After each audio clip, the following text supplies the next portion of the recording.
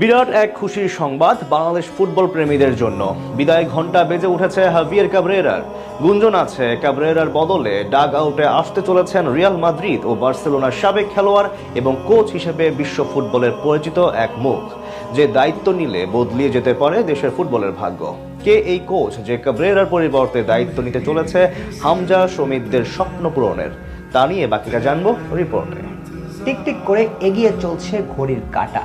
প্রতি সেকেন্ড যেভাবে এগিয়ে যায় ততই বিদায়ের লগ্ন বাজছে 2025 সালে। ঘনিয়ে আসছে 2026 সালের সূর্যোদয়। সত্য বলতে 2026 সালটাই বাংলাদেশ ফুটবলের নতুন সূর্যোদয়। দেশের ফুটবল এক নতুন সকালের অপেক্ষায় আছে 2026 সাল। এই সালটা হতে চলেছে বাংলাদেশ ফুটবলের নতুন স্বপ্নের সূচনার বছর। মার্চের উইন্ডোতে বেশ কিছু প্রবাসী তারকা ফুটবলার যোগ দেবে জাতীয় দলে। এই খবরটা বেশ পুরাতন হয়ে গিয়েছে, বরং নতুন খবরটা হচ্ছে ভক্তদের প্রত্যাশা পূরণ করে সিঙ্গাপুরের বিপক্ষে ম্যাচের পরেই টাইগারদের ডাগআউট থেকে গুড বাই বলে দেওয়া হবে হাভিয়ের ক্যাব্রেরাকে। 2022 সালে বাংলাদেশের ডাগআউটে যোগ দেওয়ার পর থেকে তার সঙ্গে বাংলাদেশ ফুটবল ফেডারেশনের চুক্তি ছিল 2026 সালের মার্চ পর্যন্ত।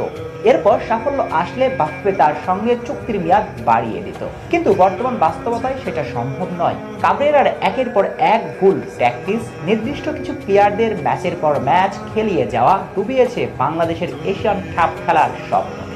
অবশ্য তিনি তার কাজে পুরোটা স্বাধীন কিনা, দলের মাঝে কেউ গোপনে কলকাঠি নাড়েন কিনা, সেটাও বেশ প্রশ্ন। যদি এমনটাই হয় সেক্ষেত্রে দায়টা কিন্তু ক্যাব্রেরাকেই নিতে হবে। সব মিলিয়ে এই স্প্যানিয়ার ভক্তদের চক্ষুষু, তাই বাংলাদেশ ফুটবল ফেডারেশন চান না তার সঙ্গে নতুন চুক্তি করতে। এখন প্রশ্ন হচ্ছে, ক্যাব্রেরা বিদায় দিলে বাংলাদেশের ডাগআউটের দায়িত্ব নেবেন কে?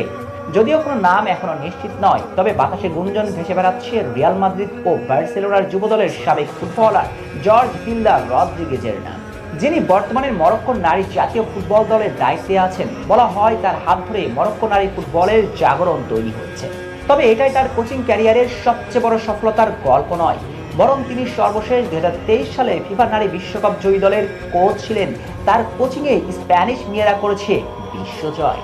এই সফলতার গল্পটাই বলে দিচ্ছে তার সামর্থ্য। এই স্প্যানিয়ারের কোচিং ক্যারিয়ারের শুরু অবশ্য তার বাবার হাত ধরে। ভিলদা তার বাবা অ্যাঞ্জেলের সহকারী কোচ হিসেবে স্পেনের আন্ডার-17 এবং আন্ডার-19 বিশ্বকাপ দলের অংশ ছিলেন এবং 2009 সালে স্পেনের আন্ডার-17 বিশ্বকাপ দলের প্রধান কোচের দায়িত্ব পালন করেছেন, যে দলের অনেক ফুটবলাররাই এখন বিশ্ব নন্দিত। এছাড়াও তিনি উয়েফার প্রো লাইসেন্সধারী কোচ। সব মিলিয়ে তাকে দায়িত্ব দেওয়া হলে হামজা সমিতদের জন্য একজন যোগ্য কোচ পাবে বাংলাদেশ ফুটবল। সত্য বলতে এমন একজন কোচ পেলে বাংলাদেশ ফুটবল বিশ্ব মঞ্চে